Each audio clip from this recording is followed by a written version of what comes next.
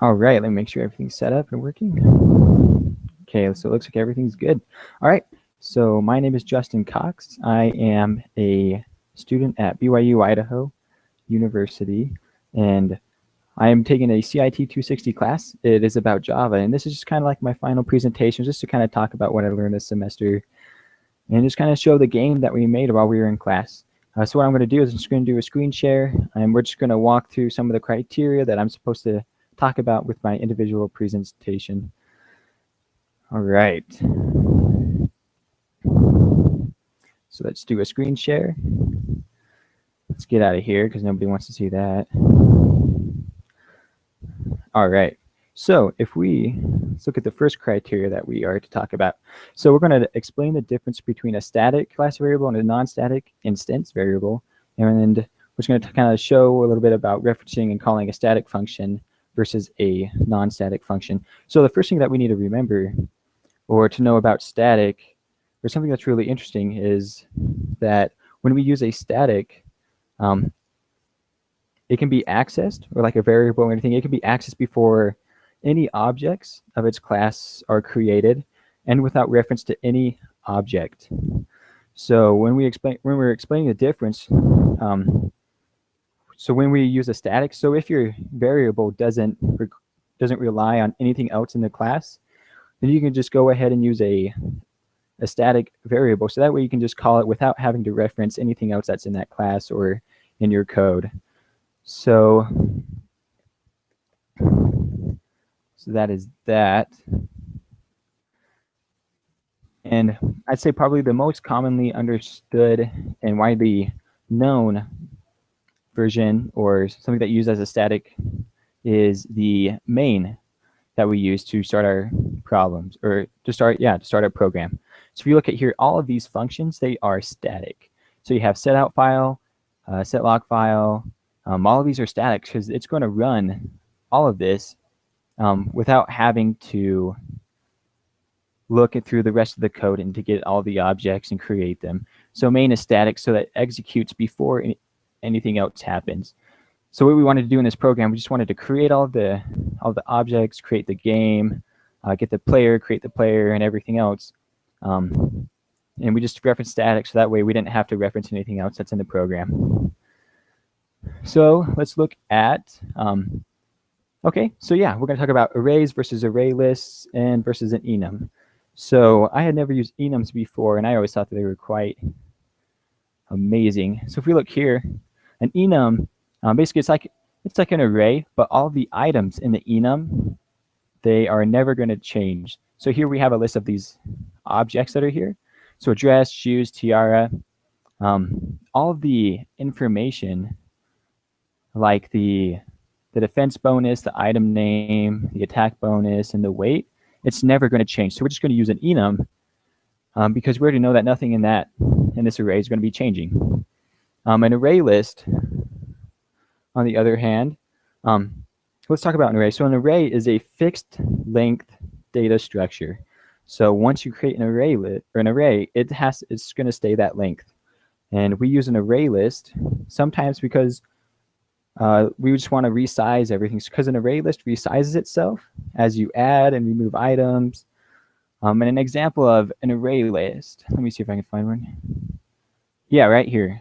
So we have game character. So it's basically, this is referencing the array list game character, and it's getting all the characters in this location. So in different parts of our program, as you go into a location, there are different characters there. And we use an array list because sometimes the characters will change. So that way we're able to resize the array list. Let's see. So now we're going to demonstrate how to use a basic for statement to go through an index and access each element stored in an array or an array list. So for that, in my individual, let's look here. I believe it's here in this one. Yes. So as in our game, it's a zombie mall game, and you're fighting zombies. You're in a mall, and eventually you're going to come across an area in the mall or in one of the stores that has a zombie in it. So what I did is I used this for loop here. And what it does is it sets the variable I to 0. So if I is less than, so we're going to go to location. We're going to get all the characters in the location. So we're getting the size of the array.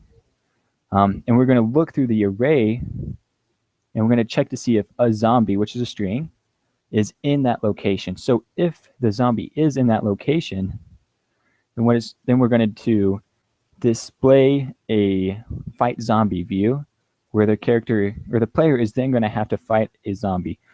So this for loop is going through all of the characters that are in this location, checking to see if the string a zombie is in here, and then if it is, then it's going to go on to that function that I talked about just a little bit before. Okay, and then let's see here. And then we're going to demonstrate how to throw, propagate, and catch custom runtime errors in the program. So let's see here. I believe also there's one in here in this fight zombie control that I use as well. Yeah, so what here? So tries is just basically, it allows us to try some code, and if there's an error, then it's going to throw it up the hierarchy, and it's going to show, and it's going to display the error as an error message. So with this try catch statement, first we have to make sure that it's throwing the game control exception. So if we go here to game control exception, it just kind of like talks about the message that's going to be displayed a little bit.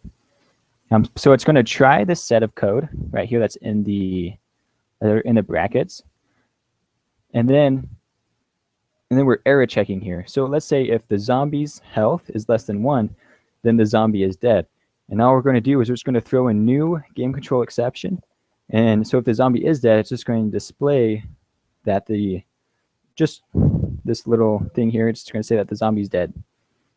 And so if there is an error in any of this, then it's going to catch that, and it's going to it's going to throw that game control exception in.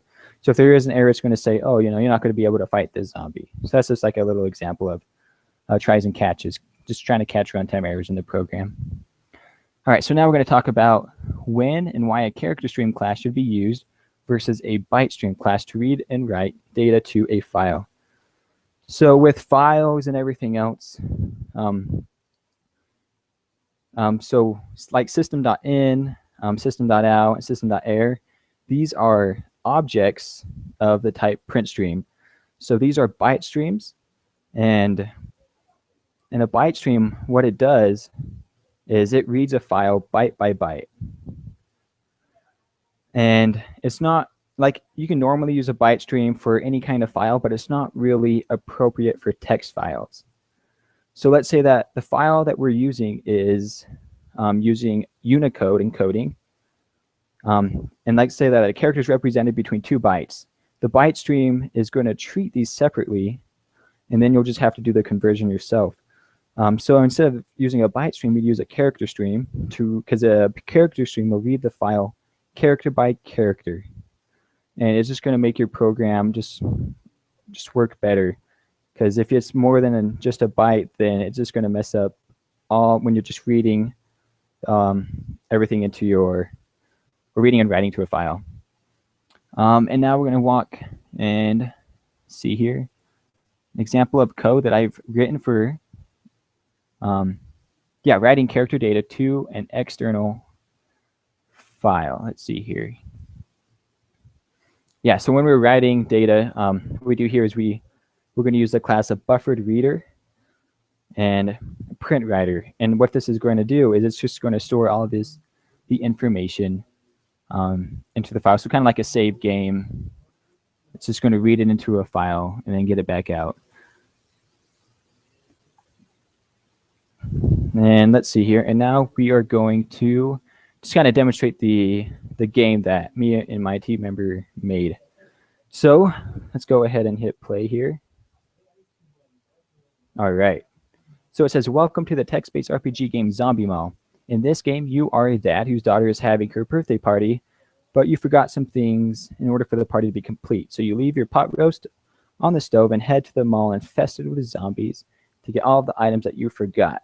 So the items that you're going to be looking for are princess items, because obviously every daughter loves princess stuff. So we're going to come here. Let's start a new game. And let's look at our inventory here. If we look, we have nothing in our inventory, which is good because we just barely started the game. We can also hit T and tell the time remaining. So we've already used 1 minute. We have 30 minutes. So we have 29 minutes remaining to finish the game. All right, so let's go to the map here. So this is the map of the mall. So here are a list of all the stores. And this will show, so you can hit M to move the character, press L to visit the last places that you went to. You can display a help menu, or you can just go back to the main menu. So let's move. Let's go to Victoria's Secret. So if we go there, it's going to tell us, okay, so we're in Victoria's Secret. I'm in this location, and there are some items in this location. There's armor. So let's pick that up. Let's hit P. Looks like it's full body armor. Hit 1. And if we look, the items are not in that location anymore. So let's leave there. Look at our inventory right now. And look, we have full body armor. And so we're probably going to want that when we're fighting the zombies. So let's equip it. Let's hit E. Hit 1. And now it's equipped. Now our defense is a little bit higher. So that way if we run into the zombies, it'll be better. Or we'll be more protected. So let's move the player again. Let's go to Claire's. And look. So in this location, there's a zombie. And so we have 2 options. We can fight to the death, or we can run away like a girl. But we're not. We have full body armor. Let's fight it. So we'll hit F. And looks like we won. So it says congrats. We won. And we're a murderer, because apparently killing zombies is bad. Okay, so people in this location, there is me. And there's also a shirt in this location. Let's just pick up a shirt. Who knows? We might need that later, right? Okay, so that's gone in. And let's look at the map again. Go to Nike. Oh, character, go to Nike. All right, such a great story, isn't it? So in this location, we have Pierre. There's me. And then there's also some shoes. Let's look at that. All right, look at there. So we found some princess shoes. So that's one of the 3 princess items that we need. So we'll hit 1. We'll pick that up. We'll leave the store. Look at our inventory. And look, yep, we've got the princess shoes. So let's exit out. Let's see here. So we can also shop the store, but we don't want to because we already got all the items that we needed. So let's see how much time we've used so far. All right, so we have already used 12 minutes. And there's 18 minutes remaining now. So what we use just to calculate time is that when we look at the map, we use the Pythagorean theorem. So let's say we're here at Target. We use the Pythagorean theorem to calculate how much time it'd take just to get to here. So that's why it's subtracting, because obviously, 10 minutes haven't passed since we have started this video. So it's just, yeah, this is how we just did that. So let's go back out. So let's say that you're done. And I don't know, you have to go do something, you're busy. So what we could do is, we probably want to be able to save the game, right? So if we go back out, hit save game. So now we're just going to enter a file path. The file path I'm going to use, let's see if I can get it right the first time if I remember it. tmp.txt. Let's go ahead and copy this because we're probably going to need it later if we want to come back and play the game. So copy it, hit enter. All right, so if we hit a new game, we look at our inventory, we don't have anything. Quit. Let's retrieve our game. It's hidden that we used before. Okay, recent file path. Okay, so it looks like we loaded fine. Let's look at our inventory. And look, there's the princess shoes that we had earlier. So it looks like everything's running great there.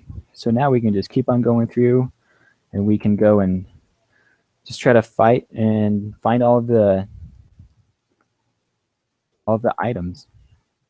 Looks like there's a sword in here. That'll be cool to have to fight against the zombies. So let's go back to our inventory. Let's equip the sword. That's number 3. All right, so now we got that equipped, so our attack is going to go up as well. All right, so now if you get all the items, then it's going to say, congrats, you beat the game. And then if you die, if you run out of time, or if a zombie kills you, then it'll display that you, unfortunately, that you died. So just to kind of show that a little bit, I want to show that. Let's see here. Let's go to Fight Zombie Control, where it kind of talks about this. Let me see here. I just want to kind of show the game overview and everything else.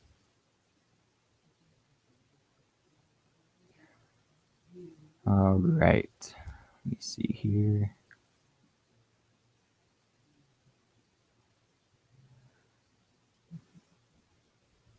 Oh yeah, here it is. All right, so let's set zombie health to 99. Quite a bit. Comment that out. Let's hit the player health to 1. So now if we run our game, just do a new one here. New game. Go to the map. Smooth. Let's go to Claire's because we know there's a zombie here. Let's fight it. So if our HP was low enough, this is what would be displayed. So if the zombie was to kill us, say game over, you either died, ran out of time, better luck next time. So you do have to keep track of what's going on in the game, just to make sure that you're not dying or you don't run out of time, or that's going to be displayed. So let's see. So if you want to get health, what you're going to have to do is you're going to have to go to the food court. In the food court, it says there's a corn dog, a hot dog, or some fries. So it looks like hot dogs. Zip says, sorry, we're out of hot dogs. If you want to get fries, it says no fries left. Got to get something else. So let's buy a corn dog. All right, so we're going to have to buy the corn dogs. We have to tip. It looks like it's 12% or 22% of the tips are accepted. So corn dogs are $1 each. So if I don't need a corn dog, don't buy it. So if, say, I want 3 corn dogs, I'm going to pay $5. It's going to say, well, look, we have an Aramis. We're already at full health, which is true. But yeah, so that's our game. You just go and you just try to find all of the princess items. You can save your game. You can load it back up and have, just have some fun with that. So yeah, I'm pretty sure that I hit all of the topics here. If you have any other questions, you can feel free to contact me through BYU Idaho. Let's stop my screen share so you guys can see me. Okay, yeah, so that's that. Again, my name is Justin Cox. This was my individual final presentation about what we learned in my CIT 260 Java class. I learned so much. It was a great experience, and I got to say, I learned a lot about Java. I had a great professor as well. Thank you so much for watching, and I'll see you later sometime. Bye.